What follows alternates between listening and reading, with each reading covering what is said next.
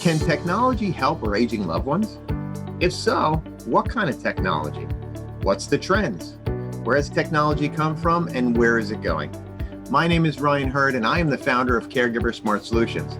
We're going to ask a bunch of these questions to somebody that's been in the industry for 30 years analyzing the data. So stick around and here we go.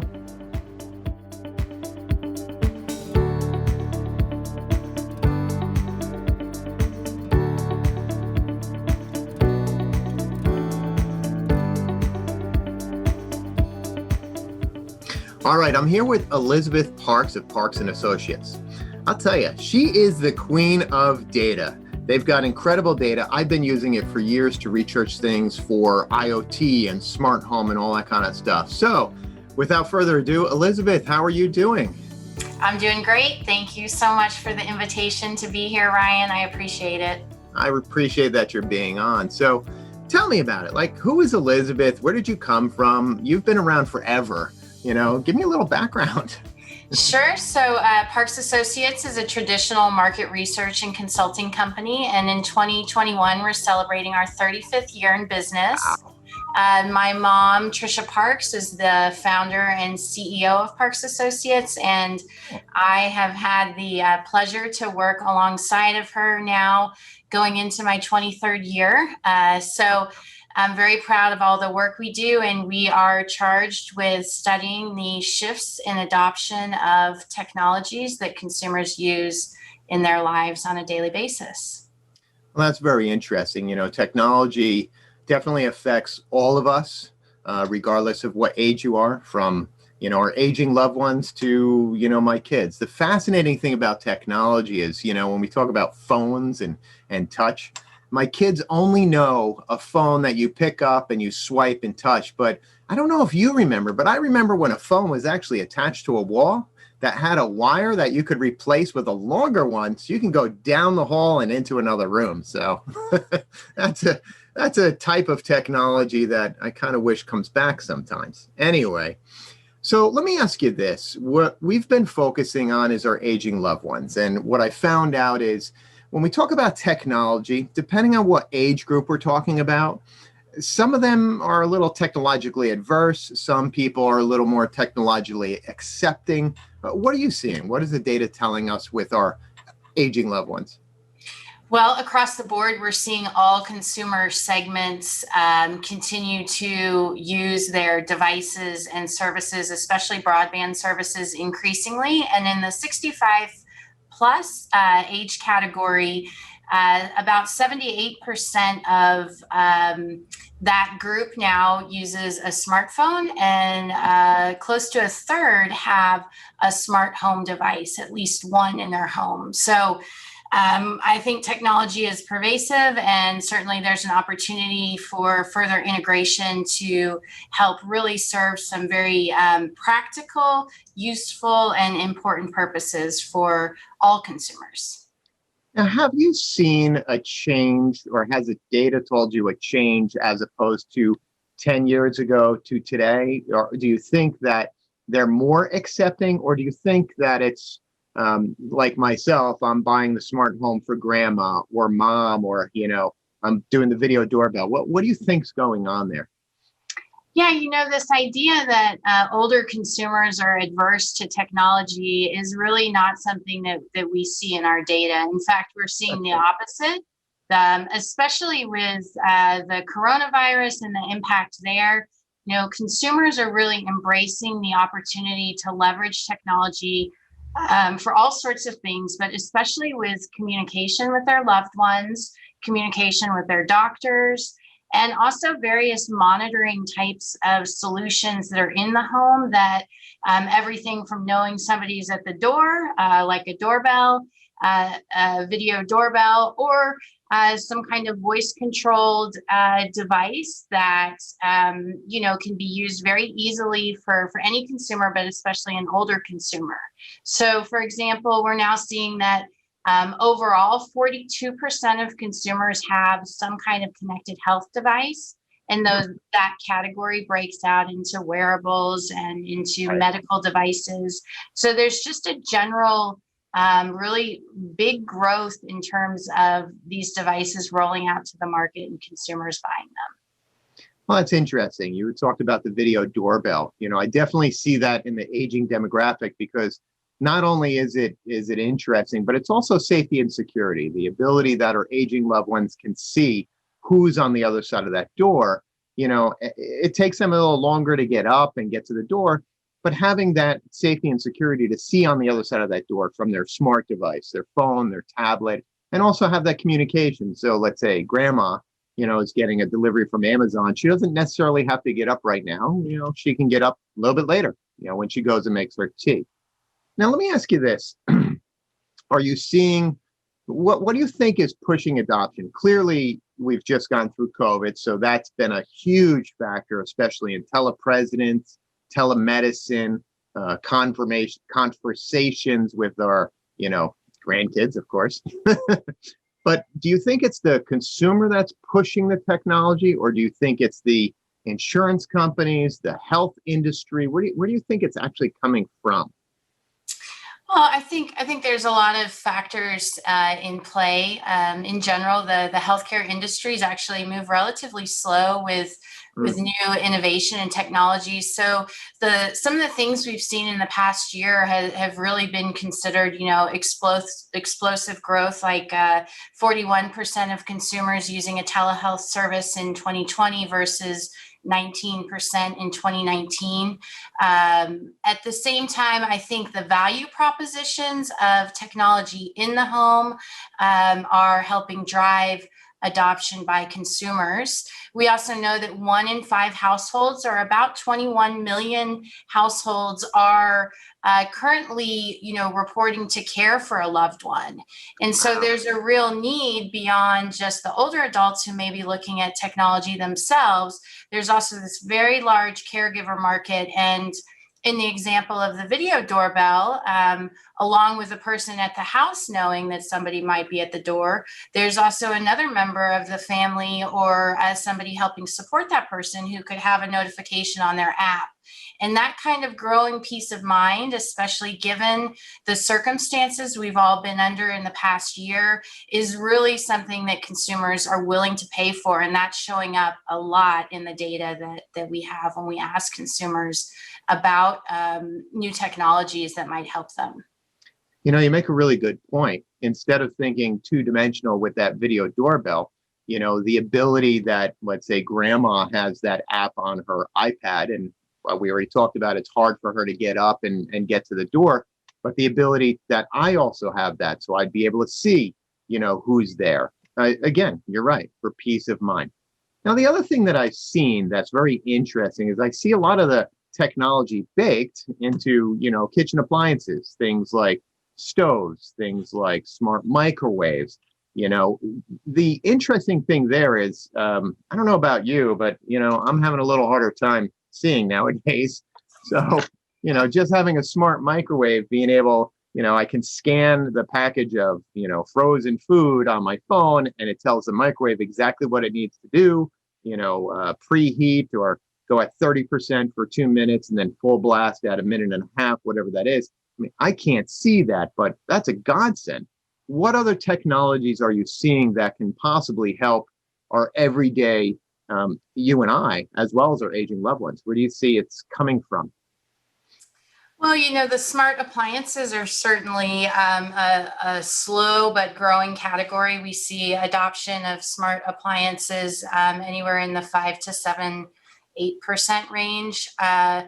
Smart home devices that have energy savings, energy efficiency. So the thermostats, there's things like pool pumps now, solar panels, really anything that allows for a demand response program to be integrated in with the utility. And in fact, I'm based out of Texas, so we had quite the storm about a month ago that shut down our power. And, I have a smart thermostat in my home, and luckily I was able to keep power. I was one of the few, I think, especially in our office. But, I was constantly getting notifications from the utility asking me to to reduce my energy consumption. So I Okay. think things like electric vehicles, smart plugs, lighting, anything that is showing a reduction in energy consumption is also going to continue to grow in consumers. That is something that is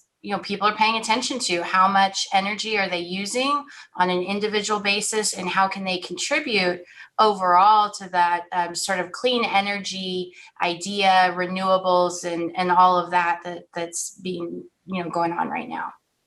That's really interesting because when you look at smart home adoption, IoT, smarter devices, you look at things like, let's say, solar on a roof. So that has a certain efficiency. So there's only so much solar I can actually get on a roof.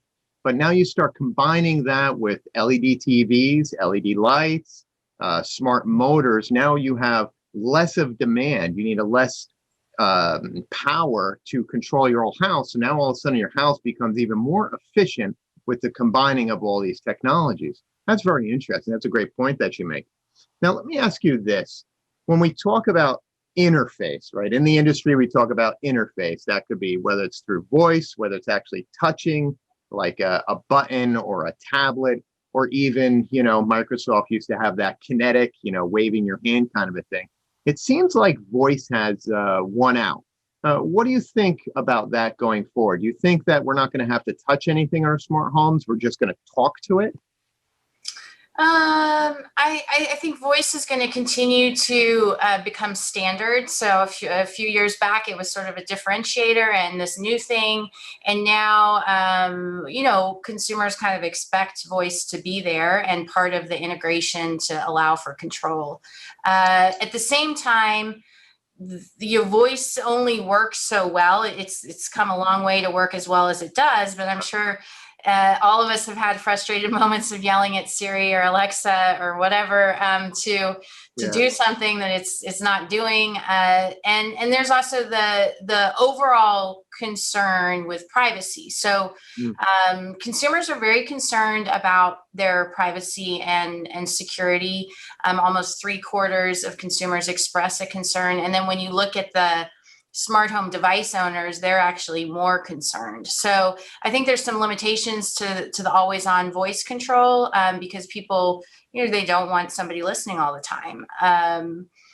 So as far as touchless, the COVID situation has spurred a lot in that area to create all sorts of touchless things in the commercial world, just to kind of reduce that possibility of I guess germs and that sort of thing. So I think that's going to show up some more in the home. And then I think we will see some products that end up not being seen. And, that already happens in the high-end luxury markets. For instance, you can go into a beautifully done home. They could have a high-end, amazing, home theater system, and you don't see one speaker, and you're looking around, it's like, where's this coming from? But it's coming everywhere because it's so well done. So I think we'll continue to see the luxury market go, moving a little bit down to mid-market with their offerings as costs go down,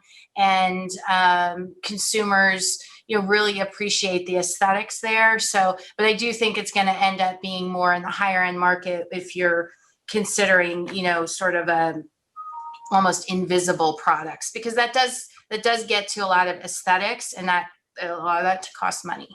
Well, it's funny because, coming from the smart home side, the one thing that we've always complained about is, marketing a theater was so easy. You can take a beautiful shot of a room and the consumer can see themselves sitting in that room. But then here comes smart home, and a true smart home is all about the technology being, hidden, being, just in the background working. And how do you market that and take pictures of that when you can't see it, although it's all around you? So that's very interesting. Now, the other thing too is I'm seeing you have smart home, you have smart home devices, we've had smart appliances, the smart kitchen, we've got the smart car, but I'm definitely seeing a big push into the bathroom, whether it's voice control, the Alexa that turns on, the bath, or even flushes a toilet, or Toto has a bunch of smart technology out there. even Mr. Steam, you're seeing smart steam baths in the bathroom. Do you think that that's the next, I want to say, generation of smart home where it's going to be in the bathroom?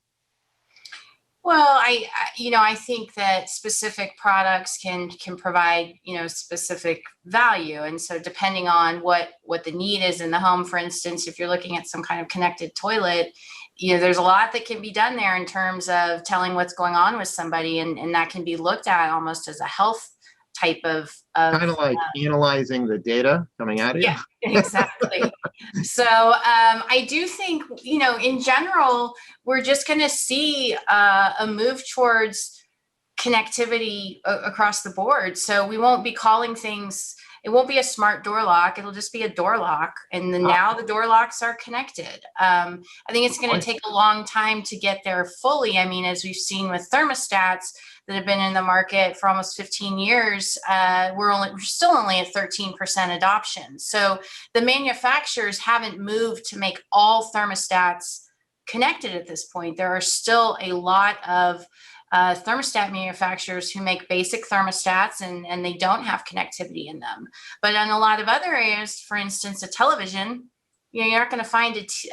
Well, they still sell basic televisions, but there's a growing need and demand for that OTT types over the top services from the TV. So in general, I think we will see companies looking very closely at the value of connectivity, and there's the user experience that has a lot of value propositioning there.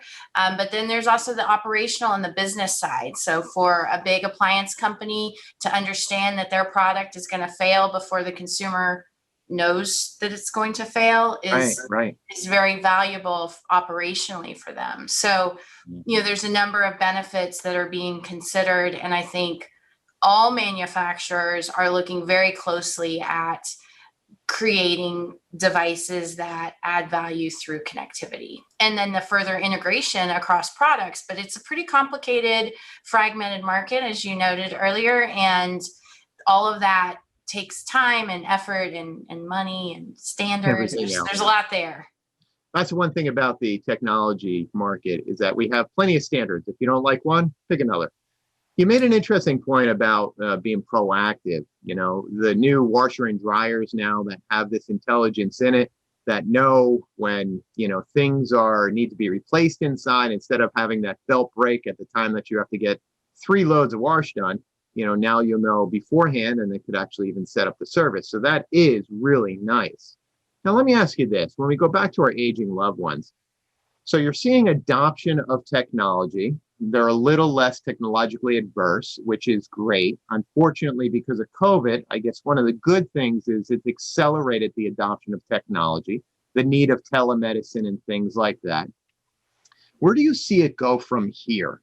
Do you see, I am hearing a lot of the, next 55 plus planned communities that are going to be 65 plus, because, we're living older and we are actually getting better, which is great. But it's already going to have pre-positioned assets like visiting nurses, visiting angels, visiting doctors, as well as all of the technology baked in. But what are you seeing going on in the future, 10, 15 years going forward? So, the general trend is really moving healthcare to the home. So the doctors and the medical community are looking for ways to leverage technology to enable people to be in their homes, even if they're having medical issues. And all of that ends up saving money for a hospital if they have a bed that's open and somebody can be at home. So I think we're going to continue to see connected medical devices grow. They're at 15% out of that 42%. Consumers have a connected medical device. And then when you add in the remote patient monitoring, you allow for all sorts of new things to happen in virtual care. While there are quite a few consumers who still are not familiar with that and maybe are very concerned about that kind of experience, because it's not in person, Right. and sometimes harder to understand how you can get to a diagnosis if you're not with somebody in person. There's still a lot of value and savings in being able to treat people remotely. And so I think there'll be a continuation of the tech giants coming in. When you see Apple and Amazon and Google really helping the industry move forward with some of the things they're doing, it's going to continue to play a big role. That's a good point. Again, healthcare in the home. I mean, do any of us really want to go to the doctor's office if we don't have to? The one benefit of this is being able to chat with doc, or, again, nobody wants to go to the emergency room. Nobody wants to go to the hospital. So the more things that we can do, and the convenience and safety and security, and I'm sure there's a psychological aspect as well. Being home, that's where I want to be. I know that's where mom wants to be, and I'm sure grandma definitely wants to be there. So, well, cool. Well, yeah, and the with the coronavirus, there really is a whole new risk for anybody who has a chronic condition to be in the doctor's office, because that's sick people go to the doctor. So, trying to keep people healthy and without that additional exposure, I think is going to be really important. And all the sort of artificial intelligence that we're seeing in other products is going to end up rolling into the medical side, so that, there's fall detection types of solutions that are integrated into home security and monitoring. And all of this ultimately costs money, but at the same time, for a consumer to pay a facility fee of, the minimum of $4,000 or $5,000 a month, and that's for the ones that maybe aren't that great. The people are going to be investing more in their own homes for their independence. Yeah, true. Everybody wants to stay home. That's where we're most comfortable. We just have to make it safe and livable. So that's a lot of great things there. Well, Elizabeth, listen, I want to thank you. I really appreciate having you on. You've given us a lot of great insights. Is there anything else you want to say before we go? No, I just appreciate the opportunity. I know you're doing great things. You've been in the industry for a long time, and I appreciate the invitation and hope you have a great day. All right. Well, there you go, everybody. Hopefully you learned something. I did. It's Elizabeth Parks from Parks & Associates. They have a ton of great data. I use it on a daily basis. So I really appreciate your time here. Hopefully you learned something. And there we go. My name is Ryan Hurd, and this is Caregiver Smart Solutions.